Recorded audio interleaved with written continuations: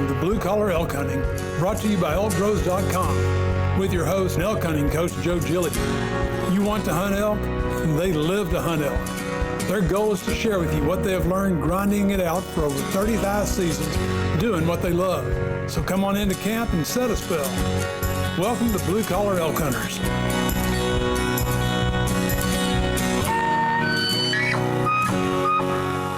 Welcome, everybody. I'm Joe Gillia, and this is our InSights edition of Blue Collar Elk Hunting, where we want to talk and learn about all things elk. On today's special edition, y'all, if you have watched any outdoor TV show, you can most likely thank today's guest for having those shows to watch. His production company produced more than 2,000 episodes across 55 different shows, and he just doesn't create shows. The outdoors and hunting are his passion, a passion, and this is what's cool to me, that he is now passing on to his own sons, as well as the importance of conservation and educating others on the need and virtues of hunting and fishing. Y'all, Chris Dorsey has spent his life experiencing everything outdoors on 5 different continents. I have trouble getting out of 5 counties, man. He has harvested all 29 North American big game species. And as the host of Sporting Classics with Chris Dorsey, he shares and brings those stories right to your living room. Y'all, if there is anyone out there that has had a lifetime of incredible outdoor experiences tempered with years of wisdom, Buddy wrote, that would be Chris Dorsey. Chris, welcome to the show. Joe, great to be with you. Thanks for having me on. You just basically flew in from one of those continents. Yeah, just got in late yesterday afternoon from South Africa. We spent about 2 weeks over there filming some shows, some big game, buffalo, plains game, a little wing shooting. Had a group over there. My whole family was with me as well. So it was kind of a special trip, especially after so many months of lockdown and cancellations of trips. It's nice to get back out. Yeah, absolutely, man. I just talked about Chris, the producer. I just gave you that intro there, and about Chris, the producer and entrepreneur. How about telling everybody about Chris, the man? Because that's what I think they want to hear about.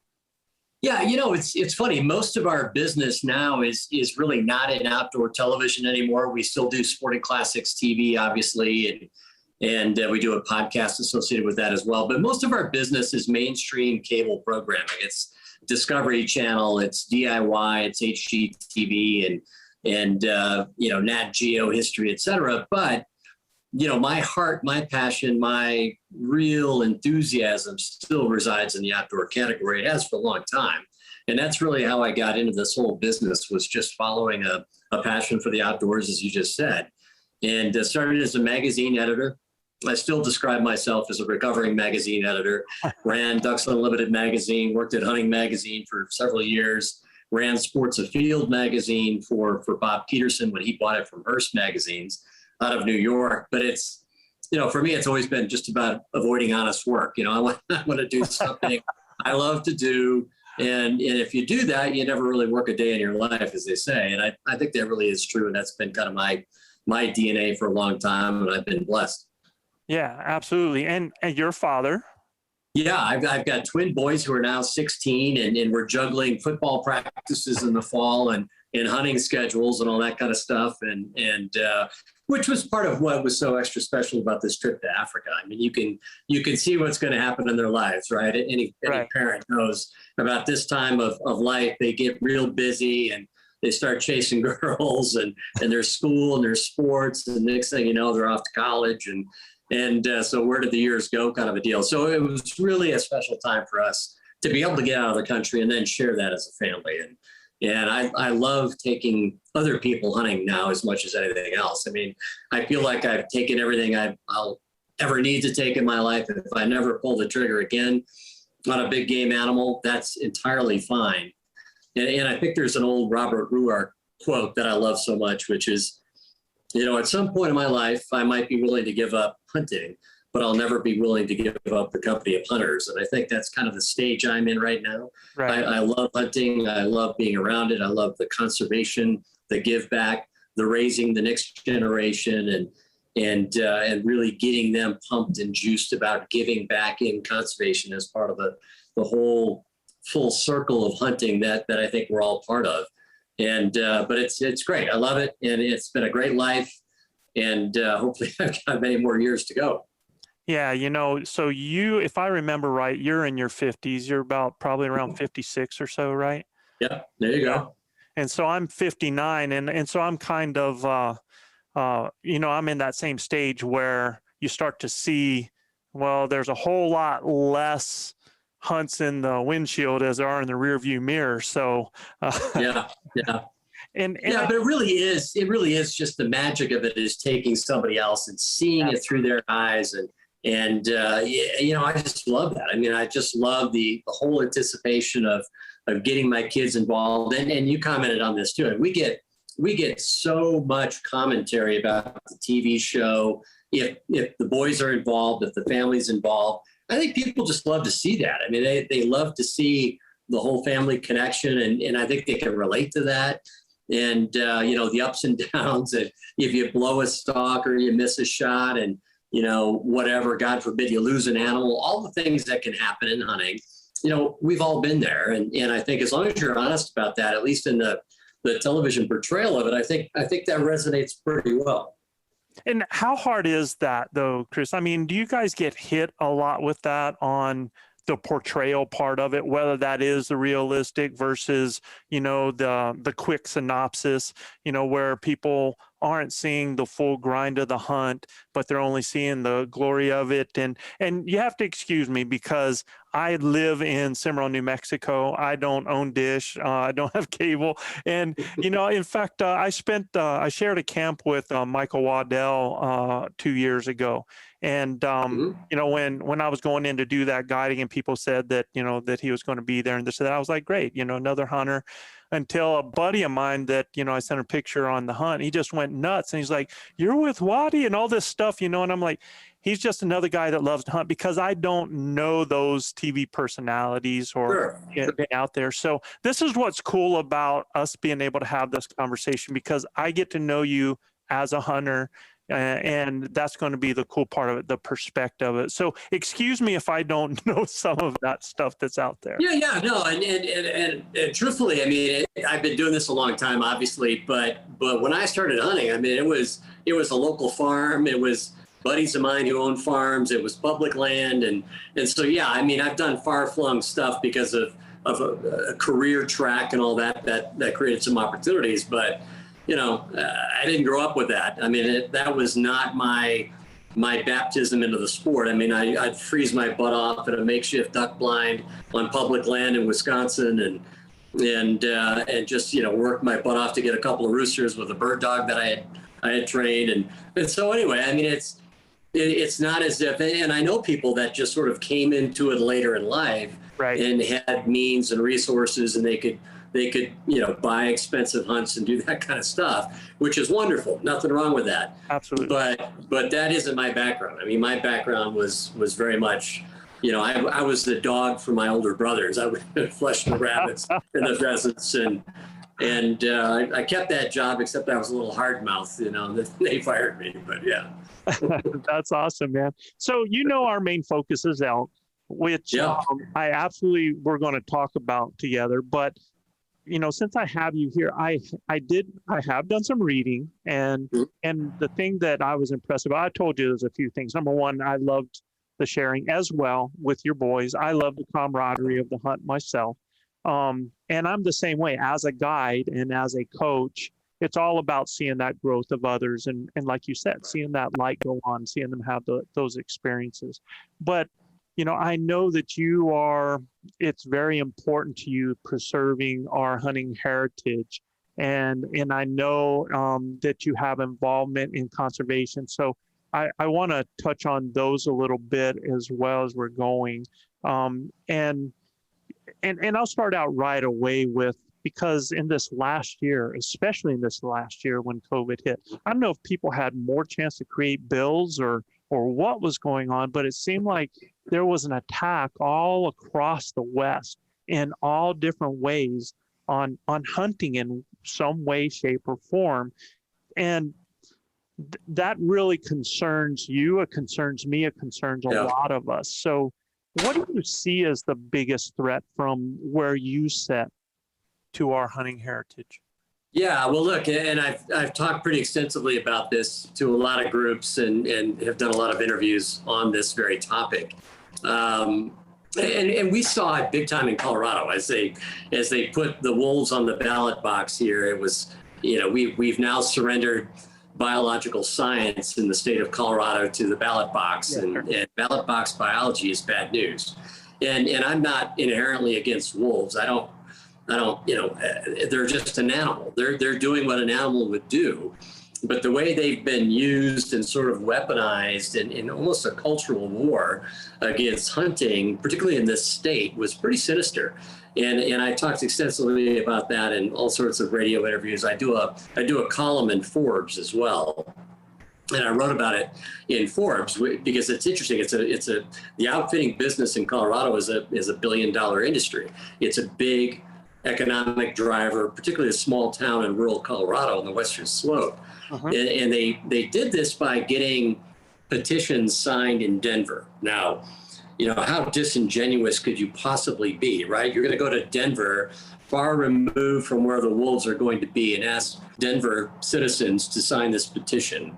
Wouldn't it be nice to have wolves in the state of Colorado once again? And so the whole process is just almost ridiculous. But multiply that across the country. You're seeing bans, as you say, in importation of African game animals into New York and Connecticut and New Jersey, and so it's like a rash of these things all over the country now. And I've been involved with the Congressional Sportsmen's Foundation for several years now on their board, and that's an industry board, right? That's the manufacturers of the industry, retailers, et cetera. And we're all seeing it.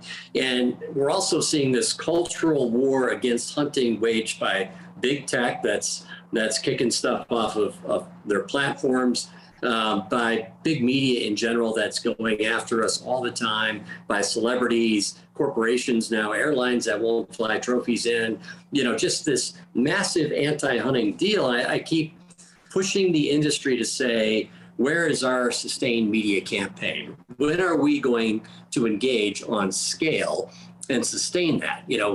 Major national ad campaigns, educational campaigns, and get out there and keep talking about it. It's not like you're gonna create an ad in the Wall Street Journal and walk away. Your work here is done. We have to move the needle. And the only way to do that is to be very aggressive, telling our story. We have a tremendous story to tell. And what's always disheartening to me is to see how quickly we fold. We don't even engage in many cases. And so I'm pushing the industry to say, look, it isn't going to get better unless we make it better. We have to define ourselves and who we are, what we stand for, all that we've done for conservation, the give back. We have to define ourselves, because right now we're letting everybody else define us, and we're losing that battle. So I think the good news is I'm seeing a lot of the industry wake up and go, damn right. I mean, we've got to get into this game. We've got to get active about this. We've got to be proactive. You might have seen that Johnny Morris bought an ad for Bass Pro in the last Super Bowl. And one of the things I talked about in a Legends of the Outdoors speech a couple of years ago in Nashville, I got up in front of 1,000 people and said, where the hell are our Super Bowl ads? Why aren't we talking about these things? Why aren't we, front and center in people's homes and hearts and minds? And so anyway, it was nice to see. I'm sure it wasn't because I said that, but it was nice to see Johnny Morris in Bass Pro Shops. Now, look, it was a soft ad, but it was in the Super Bowl. Let's get outdoors. Let's celebrate the natural world. That's a start. And so how do we do that? How do we keep talking and be vigilant? And so I talk about that all the time. And I'm going back to Springfield to give a speech here in about 3 weeks, and that'll be a lot of the outdoor industry. And it's going to be on that topic as well. We've got to get active. We've got Pittman Robertson funds. We've got an industry that can raise plenty of money. It's not a lack of money. We have the revenue. We have the ability to do it. And I don't care if we have to take Pittman Robertson taxes, a portion of that, put it towards marketing all that's good and great about hunting and conservation together. Let's do it. I mean, at the end of the day, that's a great investment. And I hope we do. I hope the industry steps up in a concerted way and sustains a campaign to the mainstream, not just to each other, which we're very good at. We're very good at telling ourselves how great we are and aren't we wonderful, and then the rest of the world scratches their head like, who are these people? Yeah, So, I think you bring up a good point, because when you talk about the biggest threat, it's really ourselves. Our threat is us not stepping up and educating. I think a lot of people want to use the bat, where you want to hit people over the head, or you want to show something and say, look, this is how it is, take it or leave it. Well, we're not able to do that anymore. We have to educate. We have to defend our lifestyle and our stance in a way that people can understand and be proud of it. So I totally agree. I think that biggest threat is us actually, instead of just withdrawing and saying, hey, as long as I have my 40 acres, I'm good, because that's not what it's about, man. And it's not going to be about that for our kids and our kids' kids either. Yeah, and we've seen, recently, because of COVID, we've seen increases in hunting license sales, et cetera. I don't think anybody really thinks that's a long-term trend. But it's it's good news in the short term anyway, that because of the lockdowns, people wanted to get the hell out of the house and do something. And hunting and fishing was certainly a nice retreat to be able to do that. But I think long term, we know that this category has declined. We're less than 4% of the population of the country. In many states, we're much less than 4%. So we're a small piece of the national population. So we've got to be active. We've got to be proactive. And I think we will be, but I just wonder how bad does it have to get before we really step up as an industry and go after this? Yeah, one thing that concerns me, being a retired teacher, coach, poor boy, just like you, when we were those kids doing those bullfrog hunts and those squirrel hunts back in the day. Is that the opportunity for a lot of people, the cost for a lot of for that opportunity, and where the focus in those urban areas have become so urban centralized. It's, all of our programs are basically, get our kids involved in just soccer, and at the ages real young, in football and those things. And I'm not knocking that. I'm a retired coach. I do all the sports, but it doesn't seem like we're teaching those life lessons or those outdoor lessons that can extend their experiences when they become adults. Right. And I think part of that is because, they don't have a friend group that does it, right? I mean, absolutely. And culturally, it feels toxic to them now to be identified as a hunter in many, many parts of the country. Now, if you live in rural Georgia or rural Wisconsin or Alabama, whatever, maybe you never are confronted with that. I totally get that. But for a big chunk of the population in suburban and urban America, they're just not exposed to it. And what they are exposed to is a lot of negativity surrounding the hunting sports and pursuit. So, until we create an atmosphere where they go, it's cool, it's hip, it's fun, it's fresh, it's redeeming, it's a great lifestyle to be in the outdoors, to be a hunter, until we give them that sort of cover so that they can try the lifestyle, be a part of the lifestyle, it's tough to recruit. It's just tough to get people to come in. And you look at Canada. I mean, Canada is a country of 35 million people in the entire landmass, the massive landmass. There's more people in California than all of Canada. And so you're thinking, well, these people must all go hunting and fishing, right? I mean, they've got tremendous access to Crown land, their federal land, and Ducks Unlimited projects, hundreds of millions of dollars of wetlands projects in Alberta, Saskatchewan, and Manitoba that are open to hunting as well.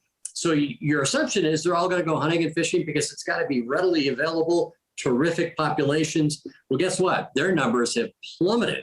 And the reason for that isn't because of access. We all thought in the industry it was about access. If you gave somebody access to go hunting and fishing, they would go hunting and fishing. Well, point of fact, they don't. They don't if it's not interesting, cool, hip, and fun and redeeming. If they don't view it that way, they're not going to go do it. And so in Canada, there's been lots of anti-hunting pressures, and it's now seen by a lot of Canadians as a really toxic lifestyle. They don't want to be associated with killing animals. It's a PC culture that's kind of taken over. And when you look at Canada, you go, how in the world could a country of only 35 million people with such tremendous resources, not have more hunters and anglers, not be growing in terms of the number of hunters and anglers, but in fact declining rapidly? Yeah, that's that is a huge red flag right there. Yeah, it's huge. And I think part of that was when we were kids, and when you were kids, we had uncle, grandpa, cousin, that ended up taking us out. And like you said, I'm seeing from COVID, when all of the shelves disappeared of meat and things that were out there, I'm seeing a lot of these millennials now that are wanting to know where their food is coming from, are wanting to contribute to that, are wanting to do that full circle. So there is a little bit of that change. And like you said, we hope some of that is sustainable, and it can be if we nurture it. Yeah, and I think that locavore movement, sourcing food on the land and by the land in your area, I think that's a great thing. I think that's a great story of hunting. And, my family, I'm sure your family's the same way, lives on wild game. And is there a better animal than an elk to eat? If there is, I don't know of it, because it's fantastic. And I've got a freezer full of it, and we love it. Yep, it's fantastic. I tell you what, now I tasted some Oryx and some Nilgai that was just fantastic. So that's some good stuff. Yeah, Nilgai is awfully good too. Yeah, it is. So let's go to the hunting side there, man. And we're always talking to our listeners about learning moments on their elk hunting journey. You remember that first hunt, that first elk hunt? The first elk hunt I ever did was, I think I was 22 or 23. And I was actually living, oddly enough, in Los Angeles, working for Peterson's Hunting magazine. And it was an advertising deal where they sent us out to Southwest Colorado, Grand Junction, and we hunted near the Uncompahgre Plateau. And, basically I was given a slice of the mountain. They said, just sit here, and if it's got 4 points on one side, you can shoot it, right? And I'm like, grew up in Wisconsin. We didn't have any elk back then. And I'd never been elk hunting at all, and didn't grow up with it.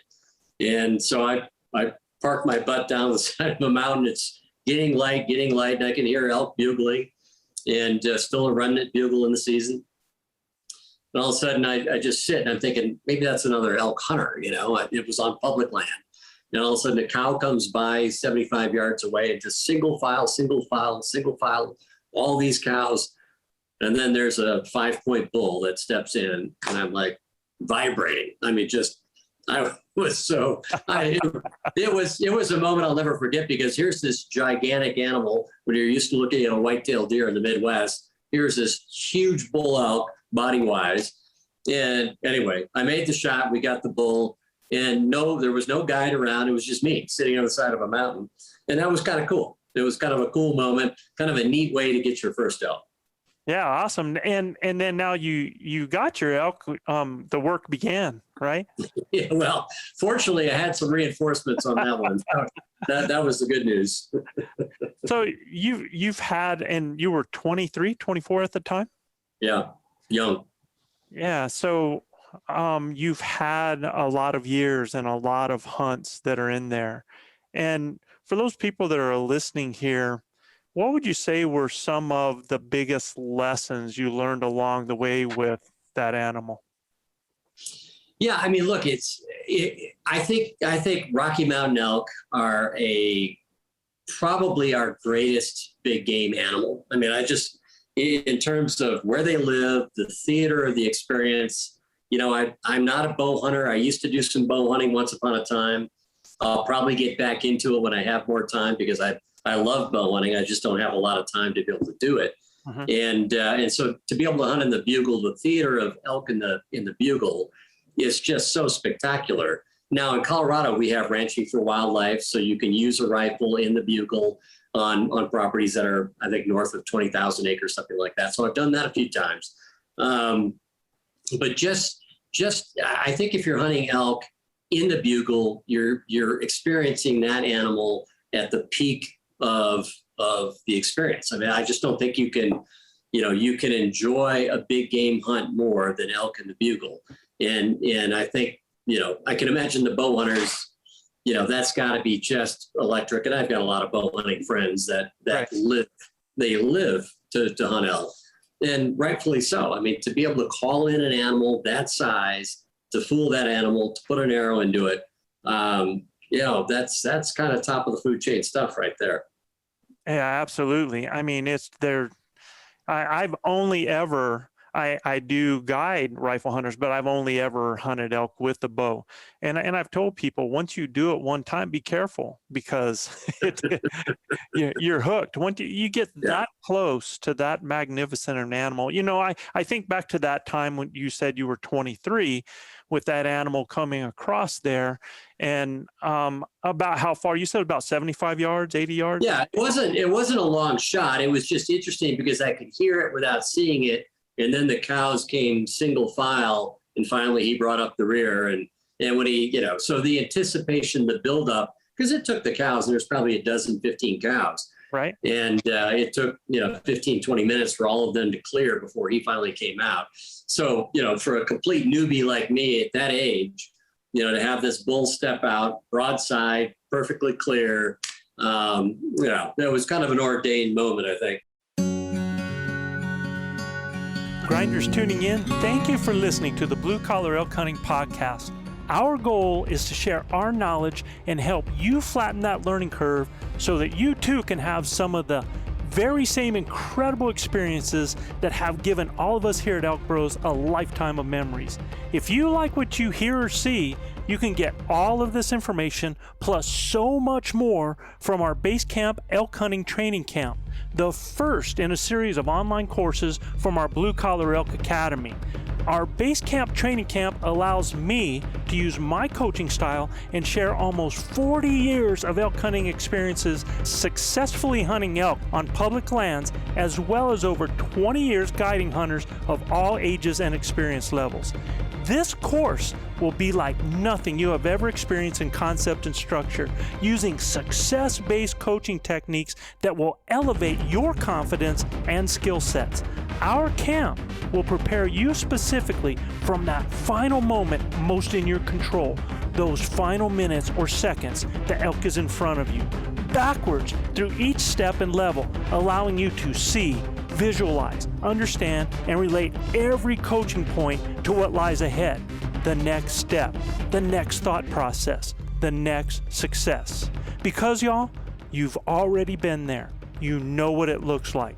By tapping my 30 years of teaching and coaching experience, our camps are developed considering multiple learning modes with text, visuals, audio, as well as video. And Base Camp will benefit those new to elk hunting all the way to the 10 to 15 year vet. So if you are looking for that one thing to help you fill that tag this year, invest in the most important piece of equipment there is, you and your elk hunting knowledge. You can find the Blue Collar Elk Hunting Academy and the Base Camp Training Camp at ElkBros.com. That's ElkBros.com. Keep dreaming of the screaming, believing in achieving, and most of all, keep grinding. Because I have a very good friend that does this podcast with me, Gilbert Ornelas, that he always talks about the first time that he had a bull in front of him, and this bull was only at 19 yards. But prior to that hunt, I'm shooting with Gilbert, and he's like, man, y'all just get a bull in front of me and I'm just going to put that thing.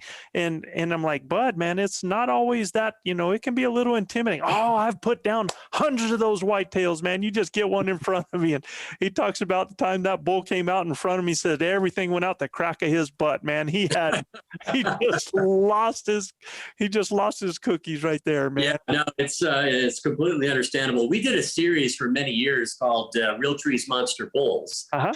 And they have, of course, had a video series going. And then we did Elk Fever as well. So we took a lot of people on elk hunts, and John Paul Morris and Johnny Morris were on one of our shows. Mm-hmm. And John Paul was, I don't know, maybe late teens, something like that. There's Johnny Morris, a legend of Bass Pro Shops, with him. And he's hunting, I think, in New Mexico or Arizona, one of the two. And this, 360 class bull, he's bow hunting.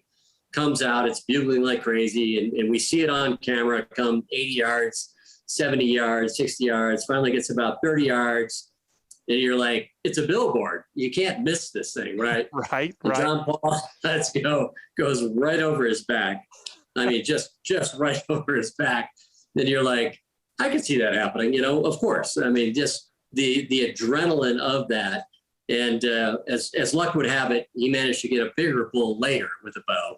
So it worked out okay for him. But it was such a great moment. It was just one of those, you could just hear his heartbeat through the camera. It was amazing. We always talk about failure points, and I don't know how many elk hunts that you've been on over the years, but we always talk about finding those failure points and eliminating those failure points.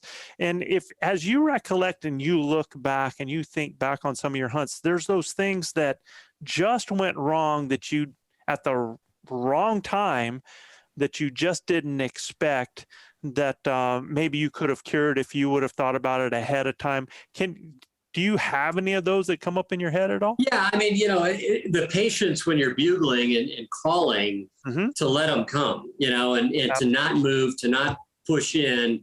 I've done that multiple times where we've gone in too soon. We should have waited.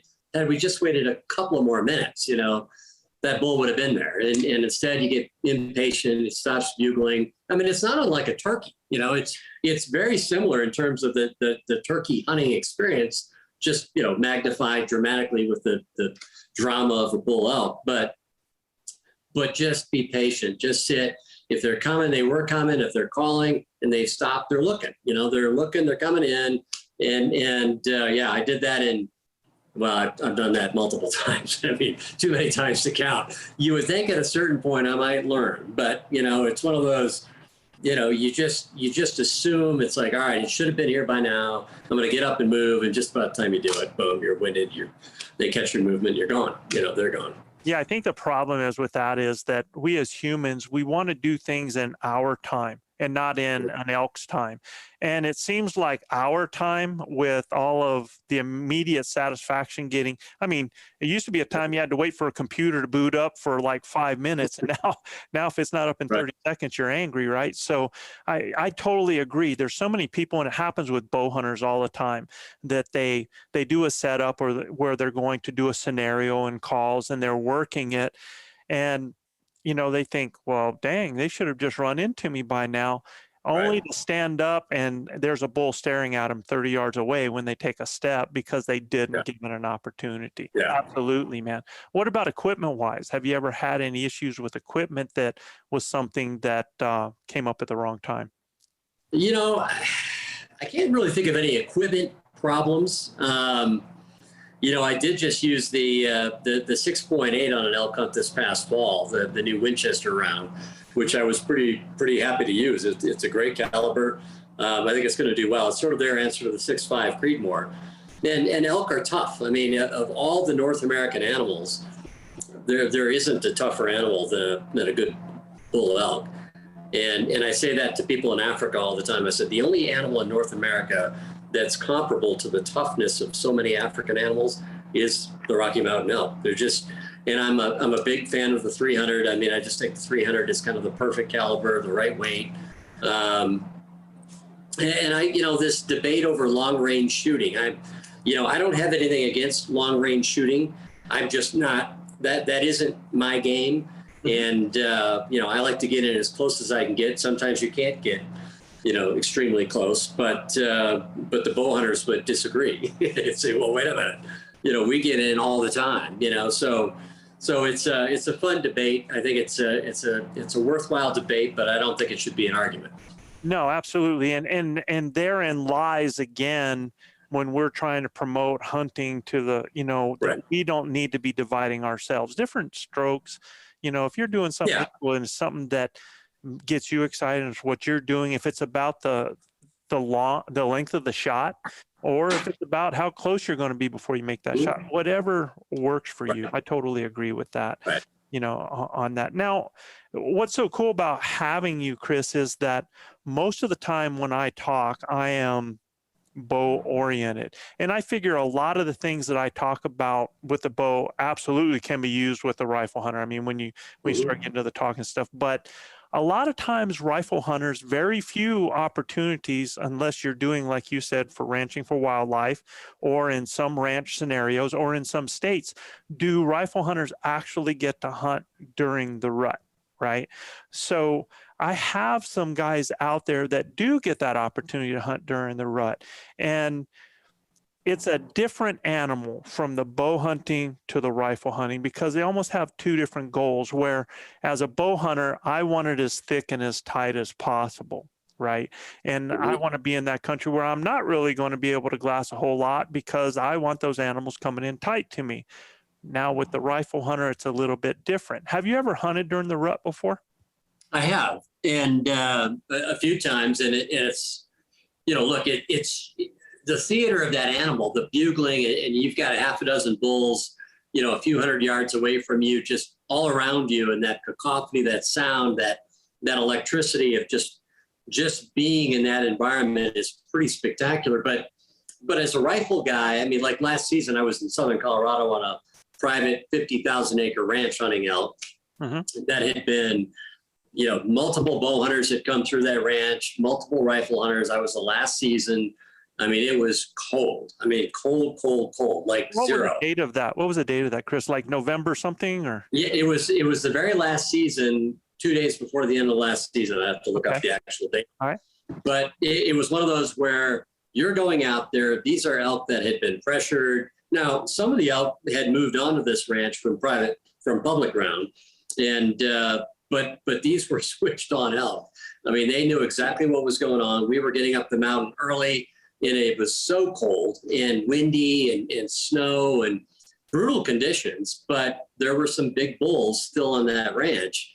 And we kept going up the mountain, just seeing the butt end of these elk get into the timber, and they were gone. They were gone kind of all day. And finally, we just go, look, let's go into this 1,000-acre stand of giant aspens.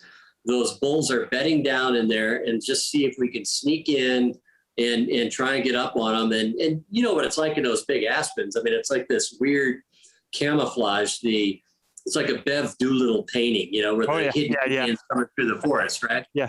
Right. And these, the elk are there 1 minute, then they're gone. They're just behind a tree. And so we just snuck our way in 2 hours into this little hike into this huge patch of aspens, to see just a little bit of turn of antler, maybe 150 yards through the trees.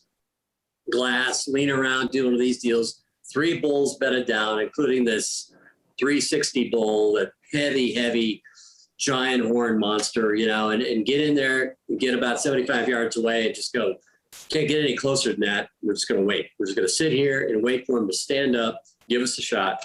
And 30 minutes later, he did. And it was just one of those epic sort of, we tried everything around that mountain. These were the survivors of the season. These bulls had seen plenty of pressure. They knew exactly what was going on. So when you can extract an animal like that out of 50,000 acres, that's kind of a satisfying thing. Very different than the bugle, which has, of course, the drama and the theater of the bugling animal and elk in all their glory. But there's still something special about that late season bull, late season anything. I don't care if it's a late season rooster, pheasant. You get one of those, you just feel like you've gotten something special, because that was the survivor. That's the beast. That's the animal of the population that endured for whatever reason, not just luck, but because of guile and cunning, I'm sure. And so that's a really satisfying thing, particularly at the end of a hunt. That's really fun. Well, what a lot of people don't see is, you said we were there for 30 minutes waiting for this bull to stand up. And I mean, we're all sitting in the comfort of our home going, oh, we're sitting here for 30 minutes. But out there with the wind and with the cold and everything like that, 30 minutes can be tough sometimes. Right. And television time, that'll be about 30 seconds. Right. Yeah. And so, you're to your point of how do you portray the struggle, the actual, it was, I mean, look, I grew up in Wisconsin. I know cold. I've been around cold. Yeah. I've hunted all over Canada, Alaska, the Arctic, and all that kind of stuff. Let me tell you, it was cold and cold and deep snow and all that fun stuff. But that just makes it all the more rewarding when you finally connect. Yeah, but there's a lot of people that Man, they're like, no, I'll take, Yeah. I'll take a tree stand, or a stand during Sure. the warm time of the year. Right. Absolutely, man. Right. So Right. and I want to go back to that, being able to rifle hunt during the rut and the strategy, what that looks like for a rifle hunter, the thought process, what they're looking for as far as, of course, I mean, you got bugles that are happening out there, but when you hear a bugle that happens, what is your mindset? What are you thinking? What is your goal once you've located where that bugle is?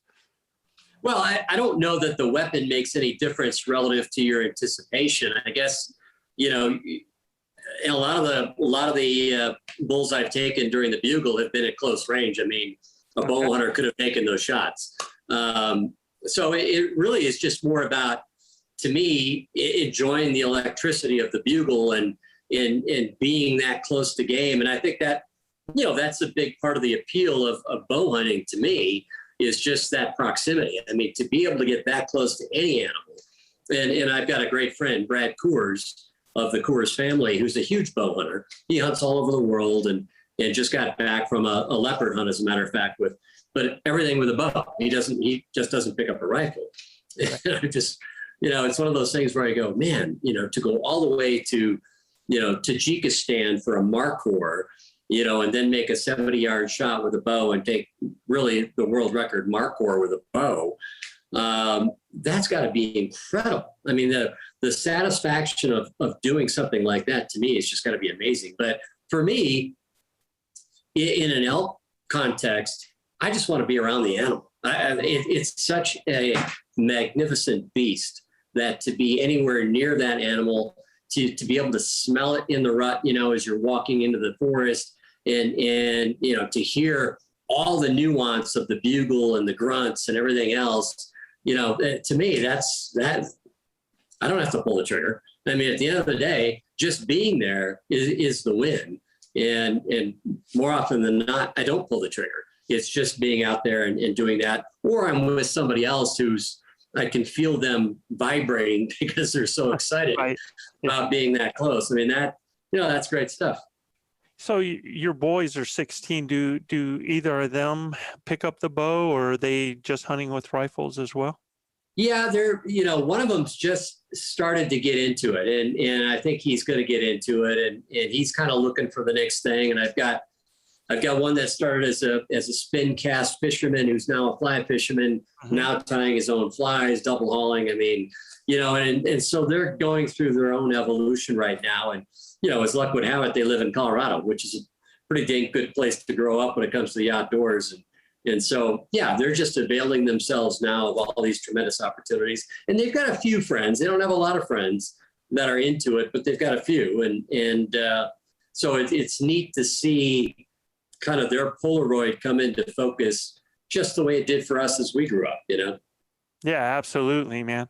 And, it's going to be interesting to watch their growth and actually you being able to share that with them as well, as they're going through that, because that's one of the reasons I quit coaching in the fall was you couldn't get out and hunt.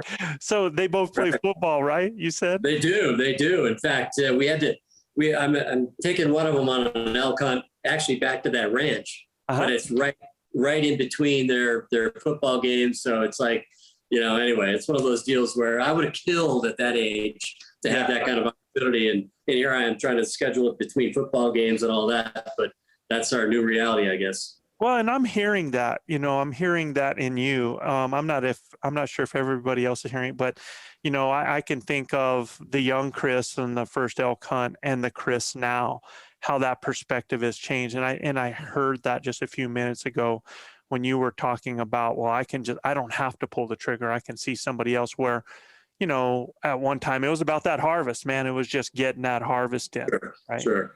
At that time. Yeah. And I don't know how we are able, let's go back to what you do and how you make your living in portraying this in media, because how do we portray that without and keep viewers that that want to be able to see shows, because it seems like everybody needs something reality based where they have to have a finish, they have to have a kill, they have to have a harvest, and that's what they want to go to instead of seeing the grind. Do you see an opportunity for that to happen in media where people will want to see that, or how do we get that message across, Chris? Yeah, I think it's a great question. And we sort of approach it two different ways. I mean, there's the hunting programming, rightly or wrongly, has been really developed, to have that successful conclusion, that reveal, if you will, to use a term out of the real estate programming that we do. There seems to be sort of a thirst for the audience, that hardcore audience, to want to see the encounter, close encounter, conclusion. And I don't know necessarily that it needs to be a kill, but then you see what's going on in Discovery programming. And we did a series for Discovery called Kodiak, which is all about the bear guides and the bear hunters on Kodiak Island. And yes, a few bears were shot in that series, killed on camera. But so much of that story was about the island itself as a character, this amazing ecosystem that produces the largest bear population and largest bears in the world. And hunting was a key part of that. That the population of the bears are doing really well. It has tremendous density, not in spite of hunting, but because of hunting. Right. Hunting is the management tool that's allowed those bears to flourish as a population.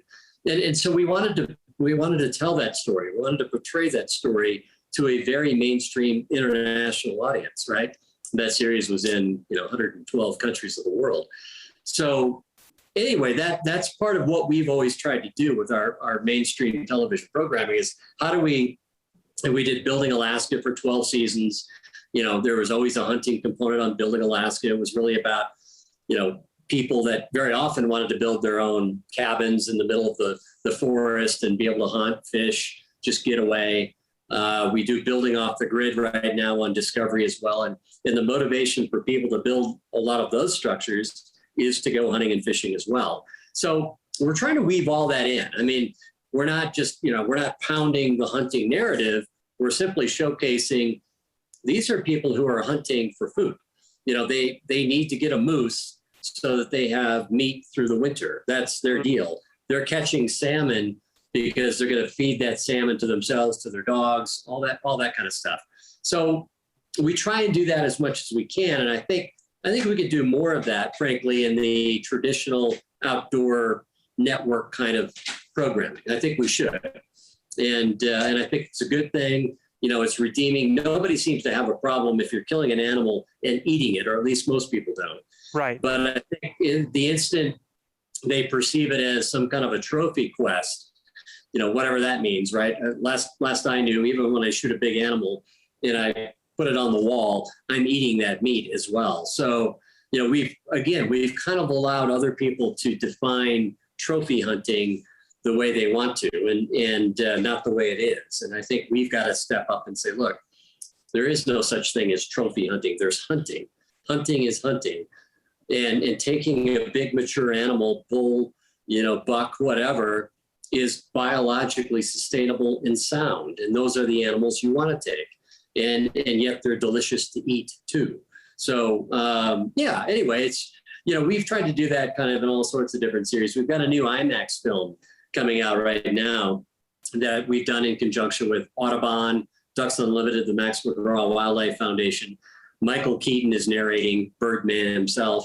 And it's on migrations, and it's on the prairie pothole region. And look, nobody has done more to save the prairie wetlands than duck hunters, period. And duck hunters through their license sales, stamp sales, through contributions of Ducks Unlimited, Delta, Max McGraw, all these other organizations have pumped in billions of dollars. The National Wildlife Refuge System exists because of duck hunters. And really the genesis of Conservation America goes back to Boone and Crockett and really Ducks Unlimited. And that's really where this whole thing began in terms of the give back of hunters and anglers. So anyway, we're doing what we can. And you won't see hunting in the film. You won't see it in IMAX theaters, but there will be millions and millions of dollars of earned media surrounding that film, which will talk about what duck hunters have done. The North American Wetlands Conservation Act, which was created by Waterfowlers, Ducks Unlimited, and others. And so all of that is a great narrative that we don't have to go directly at the audience. We can be nuanced and subtle about it, and I think get our message across to a wider audience. That's the point. Right. And I have seen, like, in our industry of the archery side of it, they have the full draw tour that is coming out and is going to different cities, and having people put those films out there that are done so well that actually show the whole different side of who we are and why we do this quest, why we're in this pursuit, why this means so much, and how it stirs our soul.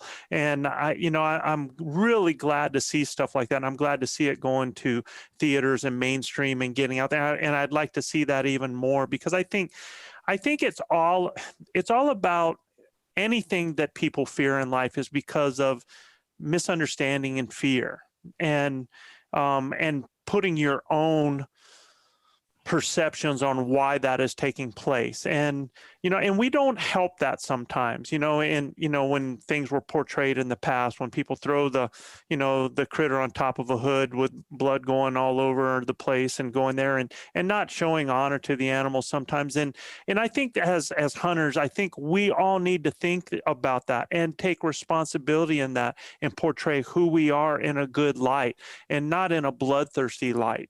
And I think that's important. I think that's crucial. I think, like I said, sometimes we're our own worst enemy. And it's not that animals don't bleed. It's not that animals don't die. They do. It's not that we don't kill animals. We do.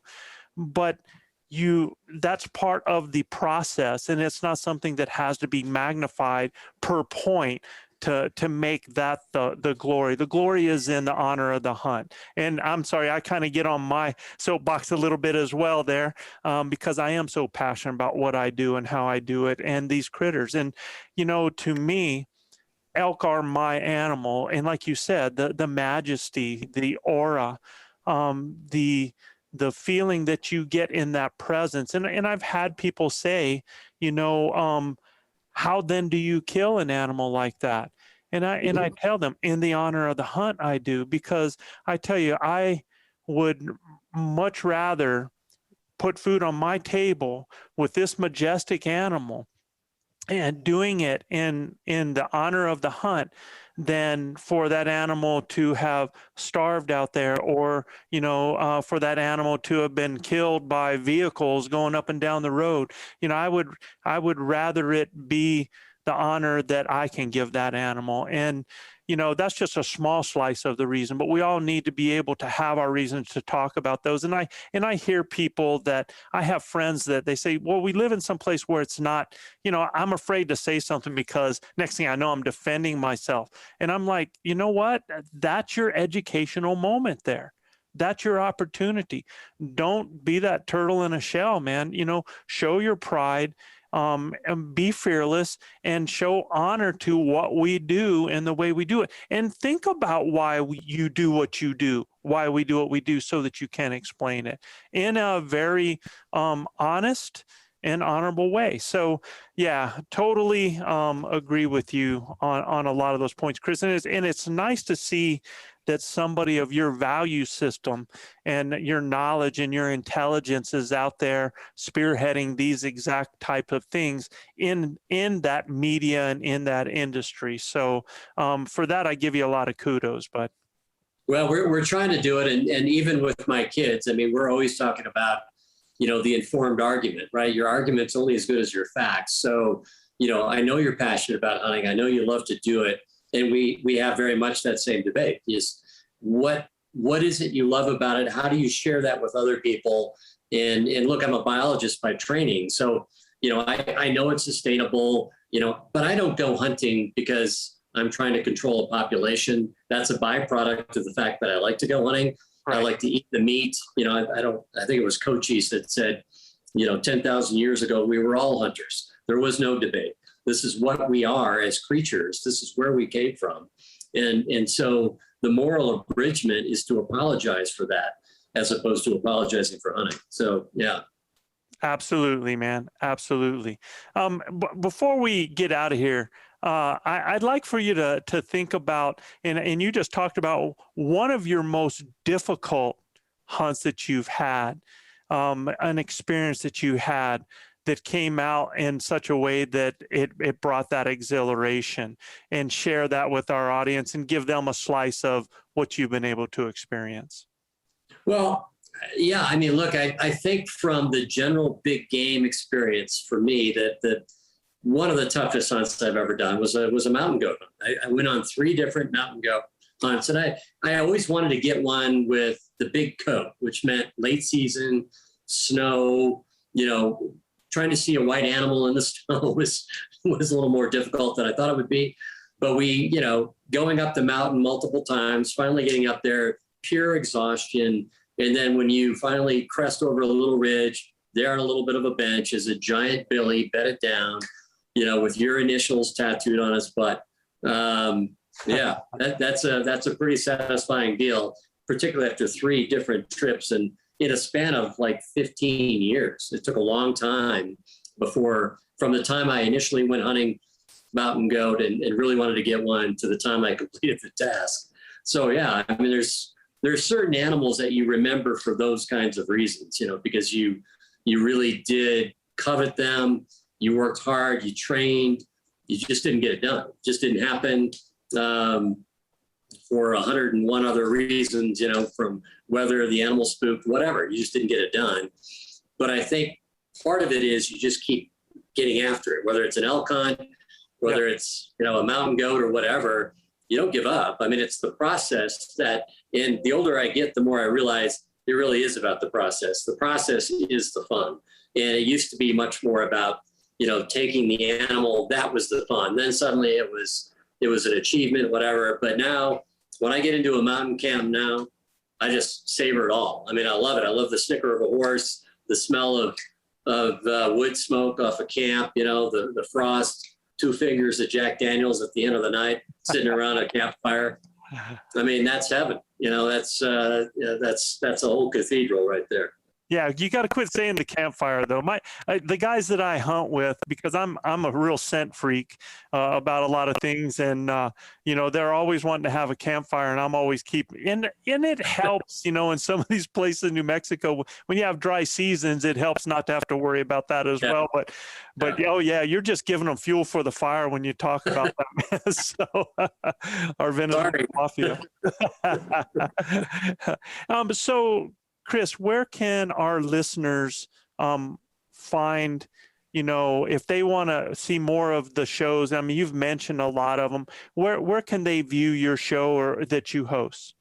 Yeah, it's on outdoor channels Saturday at 12:30 Eastern, and then 4 other times during the week. And they can just go to Sporting Classics TV, Instagram. You can see all the information there. SportingClassics.com has it. Outdoor Channel has the schedule. The show then goes into syndication after running for 2 quarters on Outdoor Channel on about 115 stations coast to coast. Then goes into Canada on Wild TV, internationally through our parent company. So yeah, it's not too tough to find. Just Google, Sporting Classics Television with Chris Dorsey, and you'll get a lineup of times and locations depending on where you're at. Yeah, absolutely. And we'd like to encourage all of our listeners as well. If you want to take part in this, in propagating the conservation efforts, take a look for us for the Rocky Mountain Elk Foundation. Go support these conservation and these organizations. Become part of it. You don't have to be the one out front to help the message get out there. They need your support. Learn your arguments. Learn to be able to talk about your passions and sharing them in an honorable way, and keep promoting that. Chris, I want to thank you very much for being on the show. It was an honor to meet you. It was an honor to have you. I might even now have to find a way that I can see those shows myself now, man, because it sure was a pleasure meeting you, man. Well, Joe, it was great to be on your show. Nice to meet you as well, and keep up the great work. Yeah, thank you, man. And guys, and you do have a podcast as well, correct? Yeah, Sporting Classics TV podcast is our podcast that we do. It's about once a week, once every couple of weeks, depending on travel schedules and all that fun stuff. Yeah. But you can find it everywhere. All right, man. So you guys out there, man, keep believing and achieving, keep listening to that screaming, but most of all, keep on grinding. We'll see you next time.